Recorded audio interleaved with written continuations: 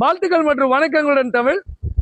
விஜய் முதலமைச்சர் 2026 முதலமைச்சர் விஜய் அப்படின்ற வார்த்தையை சொல்ல வேண்டிய நாள் வந்தாச்சு. திமுக அதிமுக படுதோல்வி. ஸ்டாலின் அவர்களே தோத்துட்டாரு, அதிமுகவும் தோற்று விட்டதுன்னே சொல்லலாம். பிஜேபி ஒரு இடம் தான், எல்லாரையுமே அடிச்சிட்டாரு விஜய். இதுக்கு என்ன காரணம்? விஜய் வெற்றி பெற்றாரு. விஜய் வெற்றி பெற்றதற்கு மக்கள் என்ன சொல்ல போறாங்க? மக்கள் ரியாக்ஷன் என்ன? எல்லா இடமும் விசில் ஊதிக்கிட்டு இருக்காங்க. இளைஞர்களை தற்கூரிகள் சொல்லிட்டு இருந்தாங்க. அது எவ்வளவு பெரிய தவறு? அதுக்காக தான் மக்கள் திமுகக்கு இந்த பாடத்தை கொடுத்தாங்களா அப்படின்ற பல கேள்விகள் இருக்கு. இதை நான் மக்கள்கிட்ட கேட்க போறேன். மக்கள் என்ன சொல்ல போறாங்க? விஜய் முதலமைச்சர் தொங்கு சட்டசபையா மாறப்போதா?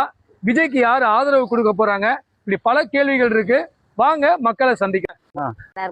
ஓகே, பண்றியா?